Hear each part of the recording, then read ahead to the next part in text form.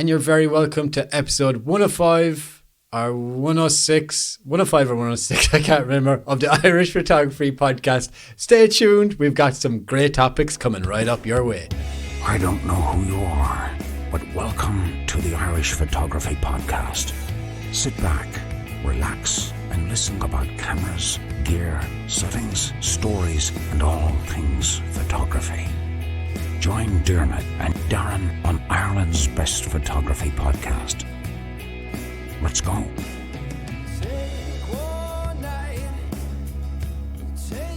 Hello, and you're very welcome to the Irish Photography Podcast, and we are back with another podcast for our beautiful listeners to tune in and listen to.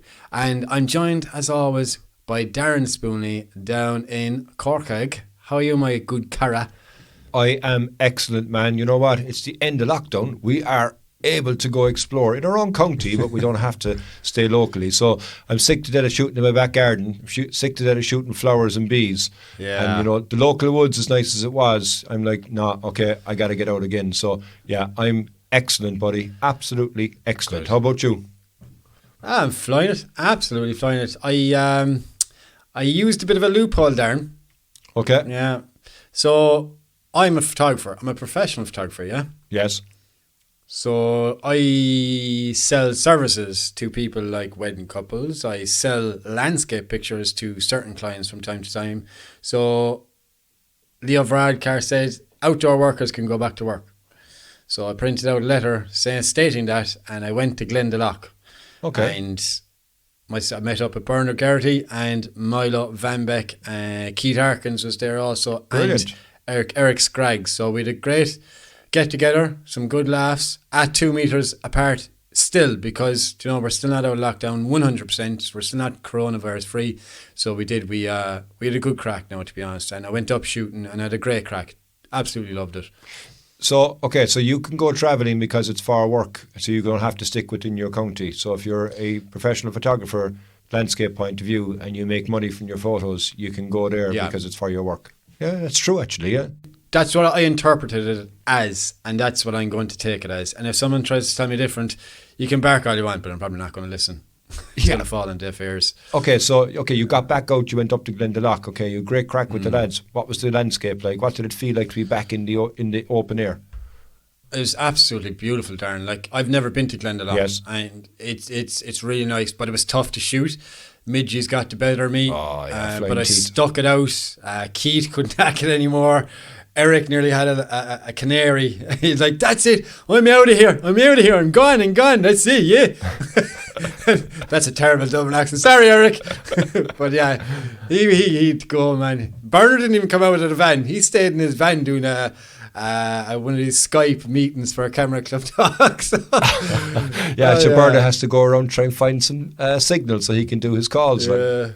So yeah, it was brilliant. It was brilliant. It was great to see and meet Keith Harkins that featured on our Insta Spotlight. And absolutely. And it was good to meet Eric for the first time also. So it was brilliant. Do you know what? It's funny. I didn't even know it was Keith until about half an hour after meeting him. What were you calling him? K. Harkins? No, I didn't say. K _ Harkins. Well, how's it going? Hi, K _ how are things? Oh, it's funny. But come here, tell me actually, you got out to Ballycotton there the other day, did you? Oh yeah, man, I did. What was that like? Well, you know what now, right? It was incredible. I didn't care what the weather was going to be like. I didn't care what the conditions were going to be like. I was out. So I went down, actually met with Rodney O'Callaghan down in Ballycotton, and again, social distancing. And I decided to play around and do whatever came to mind, and it was great. There was no pressure, no expectations. I just went out just to breathe in the air. Hearing the sound of the seagulls was just nuts. Yeah. And even on the drive down there as well, it was like, oh man, I'm able to drive. Do you know? Yeah. What was the anticipation like? Was it building and building the closer you get to it? Oh yeah, for sure. But like I said, I had huge anticipation about being out. Nothing really from a photography point of view. I was just so happy to be out. So as I was driving down, I was getting great skies, and then I was getting crap skies, and then I'd see a gap, and I'm like, oh man, sure, whatever. Well, it'll be. I don't care. But I went down there, and then I went over to close to Ardmore, actually, a place called Ardnahinch. for sunset, for high tide as well. So it was incredible, man. Loved it. Good. Delighted to hear it. Yeah, Absolutely delighted. To hear it. I loved it. I swear to God. And and I managed to get my first flight as well with my new toy. Yeah, oh, brilliant. And did you get further than 437 metres? I sure did, yeah. I sure did. But, here's something, right? Excellent. And, I think it's something that we should maybe talk about when they get it fixed. But they launched this drone. They said, it's going to have 8K hyperlapse. Brilliant, amazing. And they showed these stuff. You go off and you record 8K hyperlapse. 99.999% of computers can't play it. Because the codec is so new that the computer doesn't know that the codec will exist, because it uses the same jiggery pokery that it does to create the 48 megapixel image from the 12 megapixel photo. So what you end up with is a screen that has 4 squares and only 2 of the squares can come together. Now, I managed to find a way to be able to play it. There's a program that you can download. It's a hack, really. It's just a player. You can't do anything with the footage. You can't use the footage. You can't edit the footage. Nothing.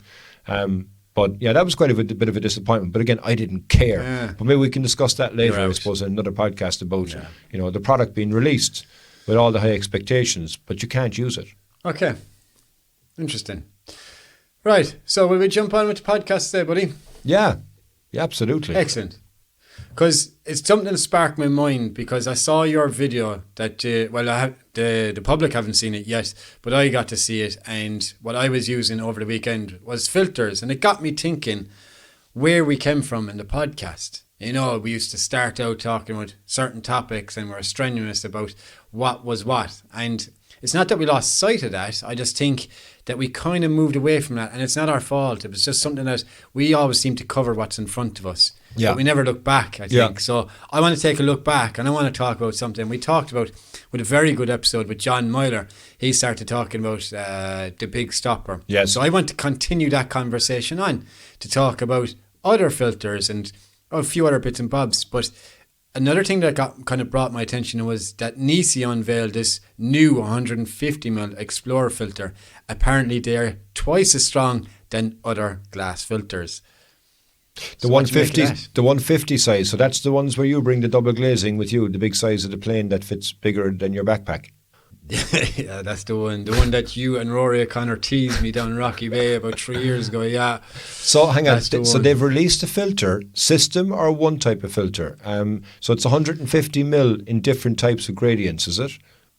Yeah. So I'll read out the report from Petapixel. Thank you very much, Sharky James. I think that's the dude's name that does most of the stuff. And I'll read this out for you, so guys. All right.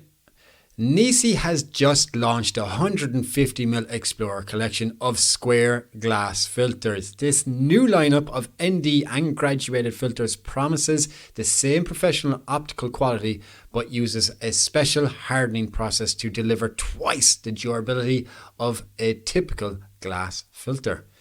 The Nisi Explorer collection actually launched back in 2019, but the news kind of flew under the radar of the first batch were only available in the 100mm size. This week, Nisi Optics USA is making a bigger push to share these filters with the world as they debut their 150mm Explorer collection, which includes a 10-stop ND1000, a 6-stop ND64, and a 3-stop ND8, a 3-stop ND8 medium grad, and a 2-stop ND4 reverse grad ND. So all of these filters are fully compatible with the Nisi's current 150mm holders like the S5 and the Q system. But thanks to a special glass hardening process, the Explorer range claims to offer double the strength of glass filters with no visible image quality compared to Nisi's other offerings. Nisi's.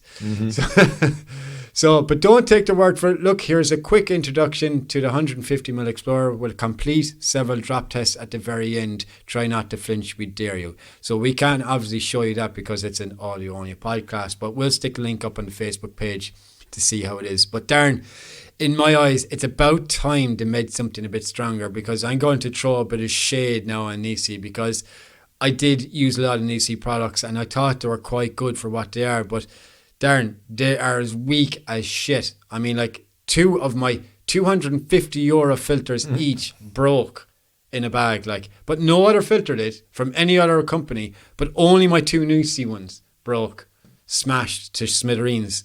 So I was a bit ticked off by that, of course. Well, you know what? I mean, look, you're making a filter. It's going to be glass. It's glass by its very nature. But you imagine that the amount of glass that's out there that can be toughened, it should have come a lot sooner. And I agree with you in regards to, your filters breaking is crap. They're expensive as well. I mean, for what they are as a piece of glass. I mean, it's like everything, really. You attach the word photography to a product and you can double, triple the price of what it actually costs normally to sell for the size of what it is. But, filters, I think, absolutely are something that people can utilise. But when they're not strong, nothing worse you going off in a triple. Like when you go to Norway and you're all excited and then bang, you open your bag and it's cracked. Nothing else as well. So there has to be an issue in regards to it. But then at the same point, Lee try and do something to offset that is that they've got the resin filter in exactly the same idea from the 100mm size, not the 150s, I don't think, but maybe they do, I'm not quite sure. But like the resins, okay, they're fine. They're not going to break as easy, but then they come with their own trade-offs because you can scratch them. You can damage them, you can chip them. Whereas on the glass, it's pretty robust. You're not going to have an issue with that. So some people would swear by glass because you get a cleaner image quality than a resin. Others would swear resin because it doesn't break as easy as glass. So, is this interesting you said that this is following on now, that the 100mm was already there. Did you know there was a 100mm system of double the strength glass from Nisi? No, not at all. I didn't. I wonder who is... From the message getting out there in Ireland from an Nisi point of view, I mean, that's quite poor if they've got something that's going to be so strong. People should know about that, really. I never heard of that before. I agree, 100%. But look, it is what it is. Call a spade. But so, answer me this. How many filters do you have? How many filters do I have? Yeah. Okay, so let's go back to the start. So, right, I had the same system that you had, the smaller 100mm system, and there was nothing wrong with it, any way, shape or form. Very happy with my results. But then I bought a Sigma Art 20mm with a fixed lens hood. Mm-hmm. But I was told that I could use filters on that lens. I just needed an adapter. But I was like, yeah, let's buy this lens. So I love it. I love the idea of having this lens. It's going to be awesome. It's shiny. But little did I know I needed an adapter for a 150mm system. Mm-hmm. And I was like, oh no, man. But if I'd known that, I probably wouldn't have bought the lens. So I had to buy the whole new SW150 system. So there you go. That filter holder then cost X amount of money. And I had to buy soft grade, little stopper, big stopper, reverse grade, HD polarizer, which is a square polarizer filter, and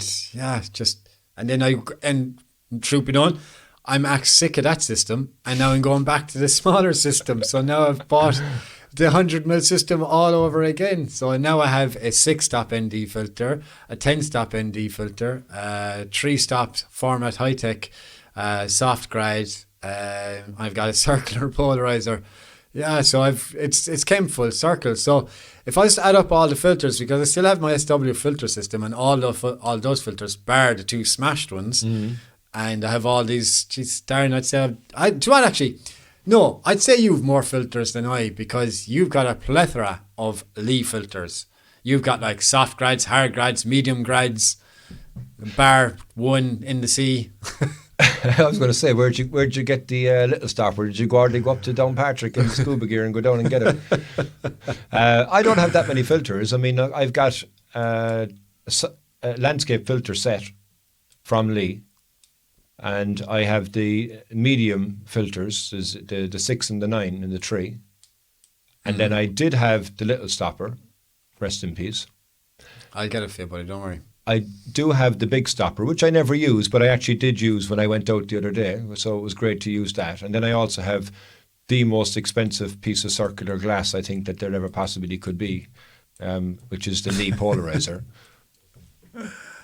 Yeah, and you can't use that now, can you? No, you can't use that. You have to have the adapter ring that goes in the front of the foundation kit. And the adapter ring itself is nearly €60 or €50 or something like that. What? Yeah, for a tiny, tiny little piece of metal that you just did. No. 4 tiny screws to go on that your Lee Polarizer goes onto. And the Lee Polarizer is an absolute beep to get on and off at the front of it. It keeps missing the thread, and you think you have it on, and bang, it could fall off as well. And a piece of glass that's expensive, no thanks. So yeah, Come here. Did you try the filter dudes on eBay? No. We'll chat in a while about the filter dudes, but we'll park that for now. I mean, maybe we'll talk about it here in a minute, actually, because it's the perfect place to talk about it. But yeah, that. So how many in total have you got? 6, 7. 7. Okay. Yeah. I have 1, 2, 3, 4, 5, 6, 7, 8. 8 filters. But that's from 2 systems. Yeah, okay. So the ratio, I'm better and you're worse than me. So you're gassier than me when it comes to filters. Yeah, I wear better sunglasses for my lens. So come here, just for our listeners, Darren, what's an actual ND filter, for those who don't know? It stands for neutral density, so it basically will restrict the amount of light that comes into your lens, allowing you to get a longer exposure, meaning you keep the shutter open for longer. So you have different variances of that. You can get a full ND, which is covering the entire lens, or you can get a grad ND, which will gradually fade towards the middle, or you can get a hard grad, which is a straight line across. So there's variances that you can do, but ultimately an ND filter will block out light, effectively like sunglasses for your lens, allowing you then to be able to have a longer exposure. Yeah. Okay, so you say you have a hard graduated filter. What's the point in that? I only like using soft grads. I have one hard grad, and that's purely in regards to from a seascape point of view. If you're shooting out to the ocean and you've got a hard horizon, then you can enable you to be able to control the light that's on the horizon without having any bleed into the water. It's rare that you would use it unless you're a seascape photographer, because if you use a hard grad, and we'll probably discuss it in a moment about the different uses, but if you use a hard grad and you're in a mountainous scene, you basically have a straight hard line right across your mountains. That's tough to remove in post, and that's one of the main reasons why Nick Page doesn't use any graduated filters. He only uses full neutral density filters like circular polarizers or big stoppers or little stoppers. Yeah. And to be honest, I don't think he uses them either. But polarizer, yeah. I mean, a polarizer is the only thing that you can't replicate in post. So we can discuss that as well when we get to the different types of lenses. Yeah, go on. Sorry. What is a circular polarizer? What is a polarizer? What's it do for your image if you use one? Oh, there's probably scientific answers, and I won't even hesitate, or I won't even try and give you a scientific answer. A polarizer allows you, again, very similarly, to take away the sheen that you can have from the light reflecting off something into your lens. So it polarizes the rays of light that they don't affect your lens, just like polarized sunglasses, for example. And if you're a fisherman would have polarized glasses, and that's because it takes the glare off from the reflected light that's coming into your lens, which is your eye. So a polarizer will work if you're 90 degrees with the sun on your right shoulder or your left shoulder, because it'll be able to stop the light that's coming through on that point. What it also does is if you're in a forest scene or a woodland scene, it can enhance the colours as well.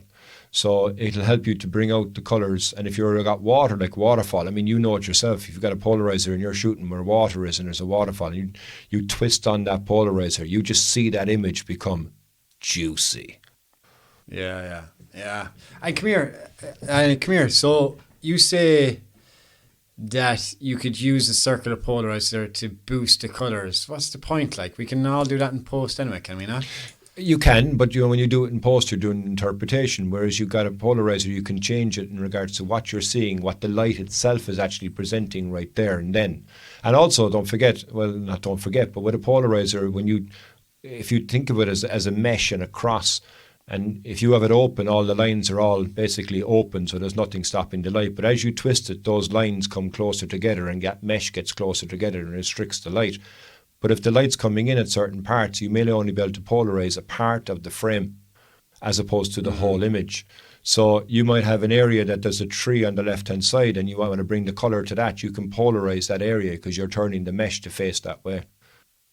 Okay, very interesting. I like that. I love the fact that, like you said, you go into a forest, and normally, especially if you're there early in the morning, you've got that mist, you've got that dew. So, and if you cut through them You know, happy days. The water on the leaves. You know. Yeah, that's the thing. I mean, I would never cut. That's the other point, I suppose. When you use a polarizer, it will take out any fog and haze to a certain extent as well. So if you're in a woodland and there's fog there, I wouldn't use the polarizer because you're actually going to block out some of the fog. But what you can do is it can take away the shine off the water droplets that are on the leaves. And if you get something that's really, really nice and you want to go, you know, I can add it, you know what I mean? It can add beauty to the scene. Yeah. Because you got that sheen away and it brings out the detail and the colour within it. And a polarizer is definitely something that a landscape photographer should have. But, you know, like there's all these uses for filters too from a filmmaking point of view, which, you know, is a totally different topic again as to why you'd use them. Okay, interesting. Let's move over to the 6-stop filter. And obviously there's different strengths of neutral density. So can you break down for me, like, what's the difference between a 6-stop filter or a 10-stop, and is there any other ones? I think there's a 4-stop. I'm not too sure. Can you talk me through them? Again, yeah, not scientifically. I didn't go to college. You can probably tell me where I go wrong, yeah. but I'll give you the examples of what I know from it. So a 6-stop filter allows you 6 stops of extra exposure. So, you know, on your camera, when you turn your dial, each time it moves there, that's a stop.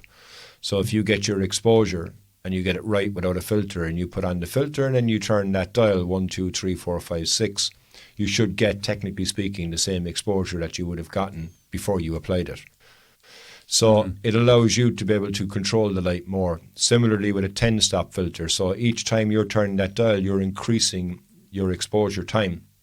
So you talked about it there 2 weeks ago, whatever it was, in regards to, you know, reducing the time that you need to take from a photograph by changing your ISO. Whereas this, you don't need to do that in that way because your your 6-stop will affect the amount of light that's coming in. A 10-stop will go 10 stops, which is longer, and there's also a 15-stop, the super stopper. Fuck that. The amount of time you have to wait around to see that. Now, Darren, it was funny that you brought that up, that 15-stop, because Eric and I were he was asking me before about some dude he stacked, he came up to photograph Glendalough. And he said he came after the best light was there, and he was there going, Jesus, this guy's late. And this guy anyway started stacking about 5 or 6 different filters onto his holder, you know. And Eric was like, what is this dude doing? Like, you know, I hope Eric doesn't mind me saying, but he came over to Eric then, he said, I'm doing a very long exposure, so I appreciate if you just remain still. And I said to Eric, I was like, what did he actually say that to? He's like, yeah, I swear to God, Eric, I'm sorry if you don't want the world to hear this, but Jesus, it was too good to not share. I mean, I nearly broke my arse laughing. But it brought back a memory to me one time where I stacked as many filters as I could just for shits and giggles. Like, so I think I stacked 2 soft grads, and I stacked a 6-stop and a 10-stop and a circular polarizer. So that's 5 filters on in front of one another, and I think the exposure went up to like 16 or 18 minutes, and I was like, that's it, I'm not doing any more. And I pressed stop, do you know, the shutter, and the image still came out black. Oh yeah, you know. Oh yeah, absolutely. I could have been there till next week, and I'd say you'd only start getting a bit of light in it. If that at all. Like, I mean, the 15 stopper, like, I mean, you think in regards to the length of time that you're going to have a bit of exposure using a 15 stopper, it's not going to be 30 seconds, it's not going to be 2 minutes, it's not going to be 5 minutes, it's not going to be 10 minutes. You know, you're in for ultra long exposures. And I suppose, let me ask you the question, like, when would you need to use something like that that's going to give you an ultra long exposure? Why would I need a 15 stopper or a 10 stopper? You're only really going to use them in the middle of the daytime where the light is not really going to change. It's not too dark to use it, whereas you'd have to really use a very long exposure time to get some bit of light into it, because you've got to understand, at sunrise and sunset, the light is changing as you go along. So in the space of half an hour, you've almost got increased maybe 6 stops of light in that half an hour from your sunrise.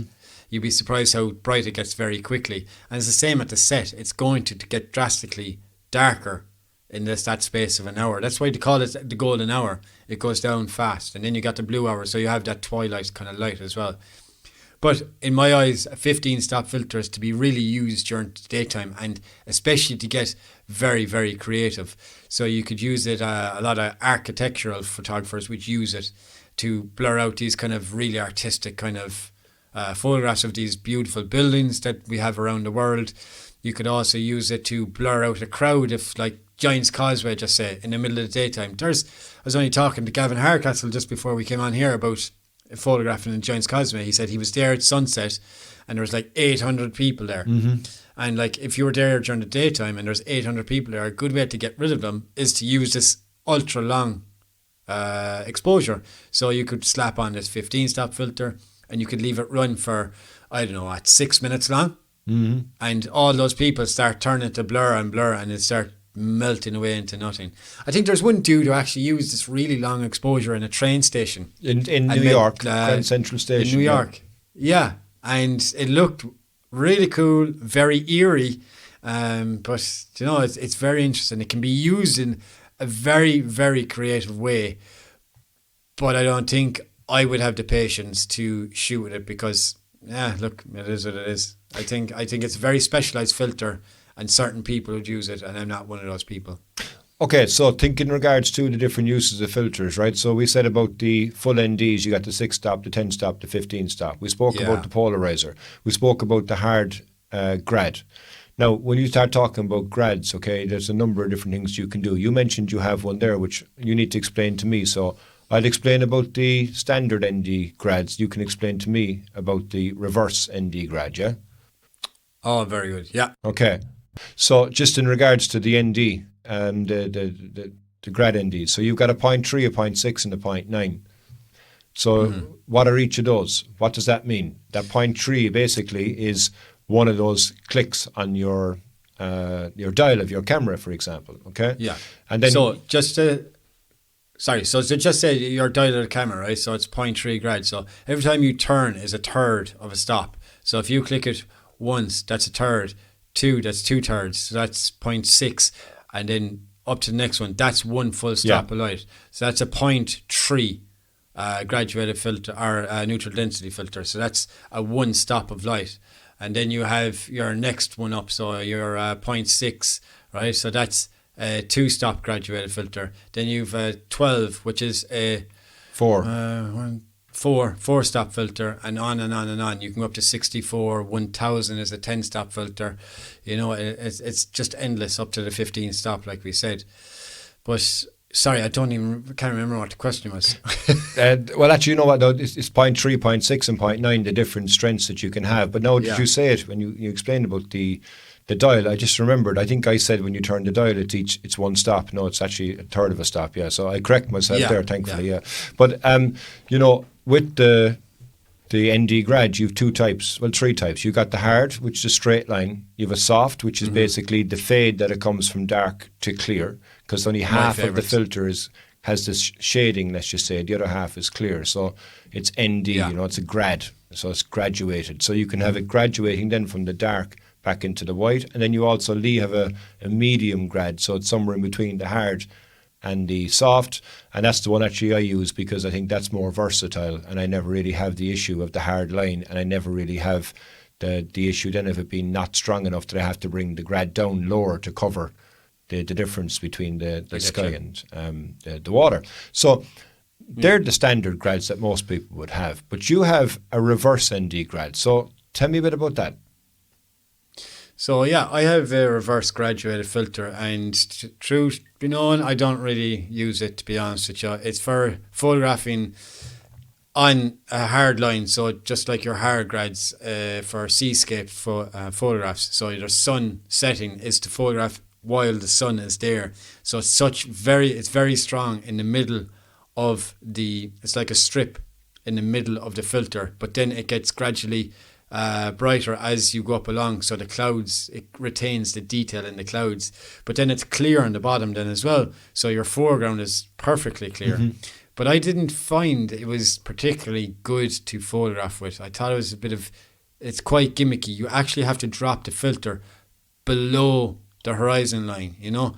I just wasn't a big fan of it, but it's useful. I've seen some photographers use it and they've come up with absolutely amazing results.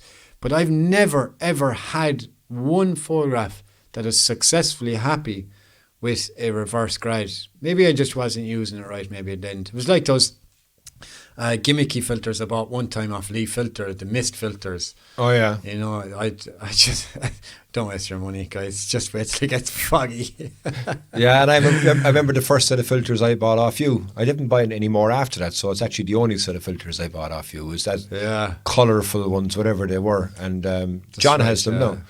But I remember using them the first time I used them up in the Cliffs of Moher, and I suppose I was quite early on in my photography, and I'm looking going, wow, man, look what it can do. This is cool, man. I would look at then going, and I got home, Jesus, my God, that's muck, and I can't change it. You know, I can change the white balance, but I can't change it because it's always going to be there. It just messed up the image. Black and white, if it's shite, go black and white. That's what I ended up doing. Cliffs of Moher, like. Yeah. They're funny. Like people, like I'm slowly, gradually, like I'll only use a soft grad. I will not use medium grads or hard grads in any way, shape or form. I'm a big fan of the soft grads. I wouldn't even touch a 1-stop or a 2-stop. It's always a 3-stop soft grad. I don't see the point of using the other ones. But for me, and that's not to say that you shouldn't buy them or this person shouldn't buy them. It's just my workflow. What I have is a 6-stop, 10-stop and a soft grad and a circular polarizer. I don't want any other filter. Don't need them. Yeah, and I'd agree with you on that. I mean, my go-to is the 0.9 ND grad. And the polarizer is one that I'd use more often than not, let's just say, because the polarizer is so versatile, you can use it in many different places. But, you know, speaking of the different types of lenses then, as I mentioned a moment ago, like why would you need to have an ND grad for your camera as a full ND grad if you're using it for film? A full ND grad for film? I don't know. Because if it's too bright during the day and you can't get your shutter speed right, you put on your ND grad. Oh, right, yeah, okay. And then it'll allow you to have your correct shutter speed so that you're getting your frame rate right and everything else from your video. Yeah, I've never used it for video, actually, now that I think of it. Never in my life. Nor have I, but I see the guys on whatever different channels, you know. And Peter McKinnon actually is an example where he'll film. He always has an ND filter on the front of his, whatever he uses, some Canon camera there that you too have. ESR, yeah. And, okay, and I suppose the final thing then about filters, Dermot, right? So, how much are filters? Like, you know, people can go off and go online, as you say, right? And they can buy filters. And you can start off from the different things, you know. So, some of the different names of filters you'd have are Koken is one, I believe. So you can buy the Koken ones in Whelan's, and they're not bad. They're actually a decent price. They're very affordable for someone who's starting off in photography, and they're not going to give you a mad colour cast. And for the money, they're quite good.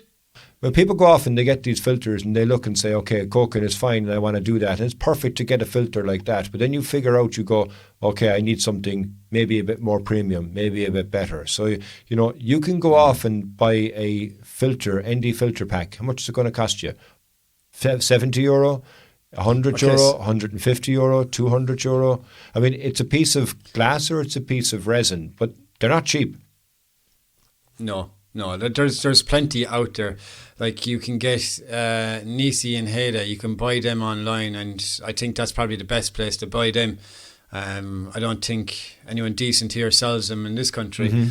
But you have Format High Tech then, which are great. And if you get onto Bernard Geraghty or Mr. Hayes down in Cork I'm sure they have maybe a product code that you can get a percentage off, and I've tested out those Format High Tech filters. I own a soft grad and I actually can't fault it. They're really, really good and very strong. You also have case filters, which are really coming on big time, very, very strong. You've Zdenek, can't pronounce the second name, don't know what it is. Malage. Brian Hopper kind of runs that kind of side of things. He's very good, very nice to talk to, and very, very well priced in the market. And all those companies, I would reckon, I mean, like even Nick Page is using the Case Filter Circle Polarizer in his last video, Giants of the Mist, that got released today. So it'd be interesting to see his review in it and see what he thinks. But I think, look, filters, Lee filters, and sorry as well, like they're very good, but I can't use the neutral density filters like the least 6-stop or 10-stop because of the color cast. I just don't think it's worth the money, because you can get superior products for the same price with no color cast. So I would veer away from that. But Lee's graduated filters are very good. I enjoyed using them. I think there's nothing wrong with them in any way, shape or form. But look, you can spend 20 euros on a filter, but you can also spend 400, 200, 300 euros on a filter system. It's whatever money you have, spend it, but spend it wisely. And I would push you towards maybe Format or Case for now. I think they're the two that I'm really interested in. I think they're kind of setting the standard here. Okay, you have Nisi and Heda, but Nisi, look, they're not very strong. They break easily. They also said that they're non-scratch resistant, that you can't scratch them, but yet my HD polarizer is scratched right down the middle from another filter by accident. They touched off each other and there's a scratch in it. So then I was like, oh God, so I haven't had exactly the best experience at Nisi. Heda were quite good, but they're not as good as quality-wise as Nisi when you do take the picture right. So, that's my mix of it, man. Yeah, and one other one there, I suppose, finally, before we finish up on this topic, is, breakthrough filters as well, as another one which I heard recently. Oh, yeah. Totally forgot and about they're them. magnetic at the front as well, I think, which is really, really interesting in how the lens goes onto it. Because like I said, in regards to my Lee polarizer, the amount of times you try and twist it on, it's not on, you're like, oh my God, your hands are cold, you're wearing gloves or whatever, and you have to take off the gloves. Whereas this, bang, push, you're done. And off you go, and you can take it off the ratchet. So look, there's a plethora of things out there on filters, and I think there's a lot more questions as well that people may have. So if you do have questions on it, jump over onto the Facebook group and shout a question out there, and if we can't answer it, I'm sure one of the other fantastic members of the group would be more than happy to help. So yeah, will we take a break, Dermot, and come back with our second topic? Absolutely. All right, so guys, hang on there, and we'll be right back from a word from our sponsors. Are you tired of running out of power at that crucial moment? Do you need to charge 2 batteries simultaneously or charge on the go while in your car? The award-winning ProCube 2 from Hainel has got you covered. Available for Canon, Nikon, Sony and Panasonic. Visit hainel.ie. And you're very welcome back to the Irish Photography Podcast, and we're now on to topic 2, and it's something that sparked my eye again in the Petapixel reports, Darren, and it's got something to do with GoPro. So as much as people shitting them, they're still in the market and they are still selling cameras, and they've got this new kind of thing that they're trying to promote. And basically, we'll just read out the support from Petapixel, and the headline is New GoPro Labs platform lets users try experimental features that may never be released. So GoPro has just unveiled GoPro Labs, a beta testing platform for so-called GoPro gurus, super users, and forward thinkers who want to gain early access to experimental features and help shape the future of GoPro's cameras. The announcement quietly went up on the GoPro website last week, but it's not an insignificant bit of news. For the first time ever, GoPro 8 Black users can get early access to features that haven't and may never be released to the public. Features born at the company Hackathon describes as cool as enough and cooked enough to give you a taste for the first edition of the special GoPro Labs firmware. This includes 2 features: Real Steady Go optimization and QR code camera control. Real Steady Go optimization was born out of GoPro's acquisition of Real Steady Go, a team of visual effects experts. These guys have developed some exceptional stabilization and image correction software, and the first round of GoPro Labs firmware lets the Hero 8 Black take better advantage of that tech.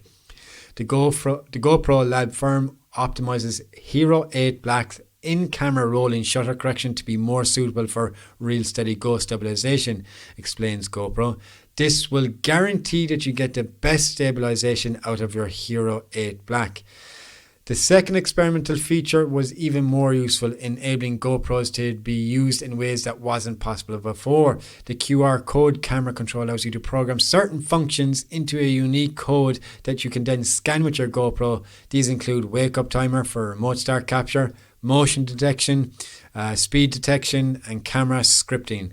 By way of example, GoPro posted the following video of a Northrop Guru Corp rocket launch, which is made possible by the wake time feature.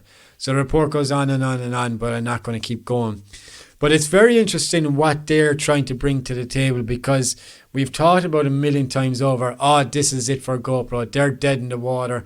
I mean, like DJI kind of hit him with a haymaker with the Osmo Pocket, and then they kept on hanging around, and they brought out the Hero 8 Black, and everyone was saying, it's better than the Osmo Pocket because it's got this super stabilization. And then DJI came back again with this fucking Osmo Action and punched the Hero 8 straight back in the gut. Mm-hmm. So I kind of award GoPro for hanging on this long, and I don't know where they're going with this whole new hub thing, but I'd like to get your input on this, Darren. What do you think of this? It's very interesting, I think, because GoPro have been a company which have been fascinating to look at. You know, since they launched, it went, wow, you're getting that much quality from such a small thing. Even the first ever GoPro Hero. I mean, I had a Hero 2 and I still have a Hero 3 and I have a Hero 7 actually. So, you know, I've had a few different GoPros over the years, and they've kind of really had a number of different iterations. They're the action cam. And the action cam market is something that you want to be able to get something quick, easy, bang, use it, record, and it's done, pretty robust. So, you know, they're one of the first cameras you could go in the water with, as an example. And you're getting high quality, at the time, 1080p footage, bang, in the water, fully waterproof with a waterproof case. And you can put it on your arm or you can put it on your head. Wow, a whole new perspective. So from that point of view, I think it was fascinating, because they then put cameras on adventure sports, and they put cameras on hang gliders, and they put cameras on base jumpers, and they put cameras on numerous different people. And by doing it, it's like it's the action cam and it's being used, and here's the footage that you can get. But what I found then is that you'd look at this footage and you could never get the same footage yourself. But no matter what you tried, you'd never get the same quality of footage. And even when they brought out the different iterations of the stabilization, you know, I remember watching a video, because at the time I was looking at it, like after I got the Hero 7, and I wasn't getting the same ultra smooth. I mean, when they launched this, Casey Neistat was on with the owner of GoPro, and they said, this is the gimbal killer. It wasn't the gimbal killer. It wasn't smooth. You know, it's good, but it's not as smooth as you see. And there was a guy who does downhill mountain biking, and he put it on, and he's trying to get exactly the same footage that GoPro got, and he tried it in all different parts of his body, he tried it in all different parts of the bike, everything, to try and reduce the amount of movement. And the only way he could actually get it, believe it or not, was under his chin, and that's where he had to put the camera to get as much of the jitter free, let's just say. So, like, GoPro have a history of being, yes, innovative, but they spend so much money as well on sponsorship to keep the name going out there and getting all this. I wonder how they would have made some money. Now, DJI come in, and DJI, you say about bringing out the Osmo Action. The Osmo Action, what that has is a very, very handy feature, which is a camera at the front. Whereas on the GoPros, all you had in the past was a small screen at the front with a bit of useless information. Okay, it was recording or it wasn't recording. And very similarly now, on the Hero 7, and I think the Hero 8 as well, the front of it is pretty much useless. Whereas DJI just come out and put a smack bang little camera on the front, and it changes everything. So now, because most people utilise that, they want to be able to see what they're recording if they're recording themselves now. So it now becomes the perfect vlogging camera, because it has a wide angle, it has 4K video, it has the stabilisation point of view, which is actually probably similar, if not better. I don't know. I haven't used the Osmo Action. But as a general rule, it's an area where people using these small cameras can get footage that you'd never have thought possible, and at the quality that you wanted to be able to get. And they're pretty robust. You can put them in certain areas, and you can film footage that you would say, geez, I'd love to know what that would look like inside and whatever. Well, you can get the small camera and put it in there. So the action cameras have been a game changer from filmmaking. You can use in very creative ways. I remember I used one of my GoPros. There was a competition in the camera club, and Jesus, what was the the team, you'd have these teams every month, and I don't know, it says the team is something about a small world or a worm's eye view. That was it, worm's eye view. Okay. Right? So I was kind of racking my brain, what am I going to do for this picture? And I was there, all right, okay. So I started thinking, what does a worm do? It crawls through earths under the ground, and I was playing a lot of golf at the time. So I decided, oh yeah, why don't I just put the GoPro in the cup, the putt? What do you call it? A putting hole? I don't know. Cup. I can't remember. Cup. We'll say the cup. On the ground where you put the ball into, right? And then I set it on timer, and then I went to pick down the ball as if I'd putted, and I picked it up, and then there's a picture of me kind of bending down into the cup, kind of picking it up, and the picture was really cool. And yeah, I came in first place, but you gotta really think about where you're using these cameras, because at the end of the day, quality is absolutely everything. And if you've got such a small camera, it's such a tiny little sensor, that it needs to deliver the results that you want. I mean, it's perfect for sticking in a fridge for filmmaking, or into a microwave. Don't turn it on, obviously. But in these small little places, to kind of give you a really cinematic kind of feel or look to certain filmmaking where you can't get a big rig camera in any way, shape or form. So yeah, there is a place for these GoPros and Osmo Actions, and I think the evolution of these things has been unbelievable. I mean, I've had Mike Ort harping on to me, I'd say for the best part of 8 or 9 months, and he's telling me he's getting a GoPro. I'm getting this GoPro, and he never gets it. Mm-hmm. And then I'm trying to convince him to get the Osmo Action. I was like, this thing is brilliant. I was like, you can't go wrong. And I was like, oh yeah, okay, I look at it, and he looks at it, and then he goes quiet then for another few weeks, and then he props up again. I'm thinking of getting this. What you think of this price? I'm like, will you just fucking get the Osmo Action? Mm-hmm. And he's like going, why? I think the GoPro is going to be much better. And I was like, no. I was like, I'm telling you now. I said, you could buy the GoPro. You'll be happy with it. But you'll be so much happier with the DJI Osmo Action. I was like, because you don't know when GoPro are going to go under. You're going to have softer upwards at DJI. That company is on the way up, and they're only going to get better. I was like, I'm telling you. So, in my eyes, DJI are leading this field, and they can update their camera with these firmware updates. I'm sure GoPro can do as well with these little add-ons that they have coming up soon. What's it called? A QR scanner. What the hell? Why would I want a QR scanner? I think it's an absolutely idiotic tool to have. We have them in our phones. Have you used yours once? I have once, and the link that it went to didn't work. You liar. There you go. But yeah, our phones going to call you liar. If you want to look at the QR, and the automatic will go to you. But I can't see any reason why you want to do it on the GoPro. But I think what they're trying to do in this Petapixel article is help. We need ideas. Let's open it up to the general community, and let's hope that somebody comes up with the next idea which springboards us above everybody else. And you look at the things here of, what you possibly can do and what you possibly would need to do. Okay, I mean, it's a GoPro. I want to be able to take a photograph. Okay, but hang on. I possibly could do 50-day time lapses. Oh, okay. That could be interesting. I could stick the GoPro somewhere and I could record something over 50 days. Okay, what would I want to do for 50 days? Oh, up to 50 days. Okay. Then, do you know what I mean? There's a number of things that you can do with it, potentially, if you remove the burden of the software. And I think ultimately they're exactly the same. They're a camera. They've got a screen on the back. There's a processor in the middle. It's the processor that makes the difference. It's the processor that changes the quality of the image, changes the features, allows the thing to work, and gives you that better quality and better all-around experience.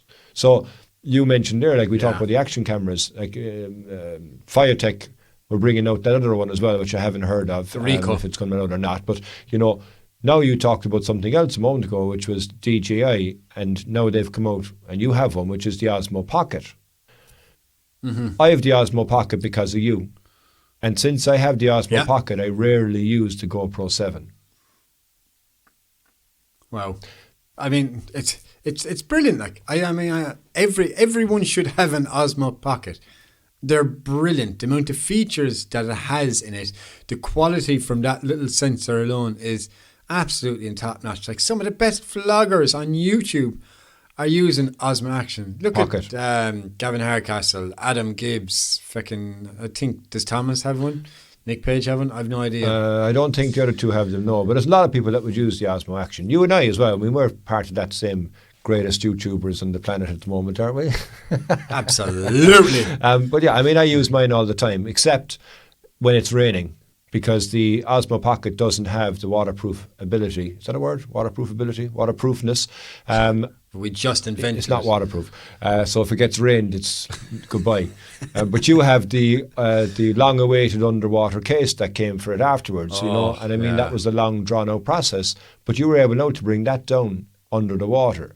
Now, I know you haven't been in the water to be able to use it again, but when you do go back in the water, guess what? Your Osmo Pocket comes down there with you, and you get unbelievable quality footage, because it is incredible. So, like DJI, you're right, have handed GoPro their lunch.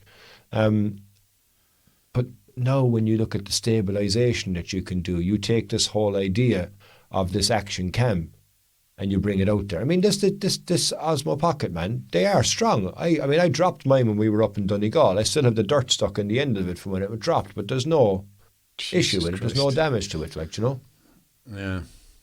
And tell me this then, right? So with the Osmo Pocket, right, this is absolutely great. And the main reason why I told Mike to get the Osmo Action was the stabilization in it. It trumps the GoPro Hero 8. All you have to do is go look at Peter McKinnon's video of the comparison between the two of them. And the stabilization is next level stuff. Like, dare I say, it's close to the Osmo Pocket. It's that good, like. So, like, would you ever think of using an Osmo Action? No. Because you have the Osmo Pocket? Because I have the Osmo Pocket and I have the GoPro 7. And I mean, I'd probably wait for the next iterations that are going to come out. Because the Osmo Action, I think, was a kind of a testing the water. I mean, you know, they're going to come out with the Osmo Action 2. Okay, what more are they going to be able to do for it? It might be something beneficial to you, is that it can go deeper in the water, so the waterproofness might be better. But, you know, I'd wait to the next iteration of that. Like, and we talk about next iterations. Like, I mean, we both have the Osmo Pocket. Like, I found myself there now having 5 minutes of free time, and I go, I wonder, would I search the rumour mills and see is there any Osmo Pocket 2 coming? Because when they come out with the Osmo Pocket 2, man.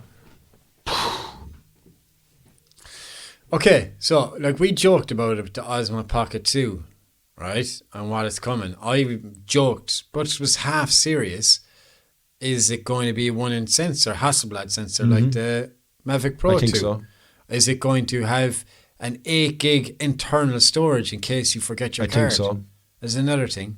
You know, where is it going to go? What's the next thing that's going to be on the horizon? Like, look at the Insta 1, 360, not 360, but the Insta 1. That's got a 1-inch sensor. Yeah. That thing is supposed to be unbelievable. Yeah. But I don't know enough about it to talk about it here. I know Potato Jet has done some great work with it, but I need to look at his videos a bit more. And what's the verdict on that camera?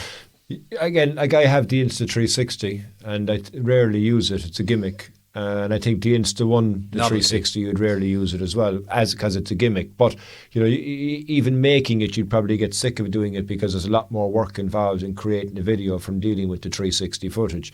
But, you know, overall, I think in regards to how it's going to pan out, it's exciting when you think that they can fit the 1-inch sensor inside and that. Forget about all the other gimmicky and the double side camera, whatever, but the 1-inch sensor on the Osmo Pocket 2. With the DJI Mavic 2, as you say, Mavic Pro 2, whatever. But the Mavic Pro 2 was pulled or the Mavic Pro 3 was pulled because of iUtel, or I think, is that the name of the company, iUtel? Yeah, iUtel Evo, yeah. So, you know, when the Mavic 3 comes out, that should have a newer camera again. So will the Osmo Pocket 2 jump an iteration? Because the next natural way for it to go is to go to that Hasselblad 1-inch sensor, but maybe the Osmo Pocket 2 comes in and takes that new DJI Mavic 3 sensor. I mean, I don't know, but I think it's really exciting to see what's going to come from this whole action camera and pocket camera market. I agree. I think it's fantastic to have, even if you don't even use it, it's very interesting to see what people can do with them and watch their content and kind of blow you away.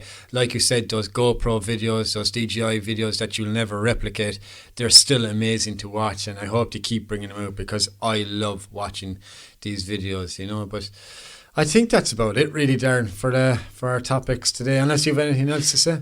No, I enjoyed both the topics. You know, I think it'll be interesting, like I said, to see what's coming down the line from a technology point of view. I won't move anywhere from where I am with my Osmo Pocket. It's still perfect. However, actually just one point, and I think it's an important one. You know, one of the balls about the Osmo Pocket is that it is not natively designed to be mounted onto anything. So you have to go and get additionals and add-ons and stuff like that. I mean, you know, as you mentioned, Gavin Hardcastle created his whole new unique product, the Spasmo Rocket, which is an elastic band connected onto a three-legged thing, L bracket. Couldn't remember the name of it. But, you know, I saw now that you can get an add-on for the DJI Osmo Pocket that you can now connect it on standard to a tripod, so it has the whatever size of the thread is on the end of it. But when they bring out the new one, I hope to hell that they do something in regards to that, because you can stick it up there. There's some great features on time lapses, on panoramas that you can do. Think about that, like, you know, like 1-inch sensor. You've seen what you can do on your DJI Mavic 2 with the panorama. So you're able to put that thing up on a tripod, bang, you get a full 180-degree view of where you are in top quality. Yeah, it's exciting to see what you can do. And it all fits. It's the size of a big lipstick or something, a Mars bar, not even a Mars bar. It's hard to describe the size of it if somebody doesn't know how big they are, you know? Yeah. No, you're dead right. You're 100% right. But speaking of Gavin Hardcastle, don't forget to tune into my YouTube channel. We have him on the 1-to-1 series where we grill him about all these questions. Have you any vlogs coming out soon, Darren? Yeah, on Sunday, my return. I brought some sunglasses for my lens. Brilliant. Stay tuned for that, guys. Make sure you tune into Darren's YouTube channel to check that video. And Darren, where can we find you on your social media? Just search my name for all our new Darren listeners. J. Spoonley, and you'll find me on Google. And you can. And I'm the same. Just search for DOD Photography, guys, if you want to check us out. And don't forget to join the Facebook page on the Irish Photography Podcast. Just answer a small few questions, and Darren will look after you over on the Instagram page. No questions due over there. And don't forget to tag us with your hashtags, the Irish Photography Podcast. We'd love to see some of your work. And don't forget, the Sunday Showcase is on at 7 p.m. every Sunday. And we'll see you next week. So, guys, thanks very much. Cheers, Dad. Slán go fóill. Talk to you later. Heyo. Hey guys, if you dig what you're hearing, why don't you jump over to iTunes, Spotify, or wherever you get your podcasts. Give us a 5-star rating and don't forget to share with your friends. With all that done, we'll see you next week. And remember, keep shooting.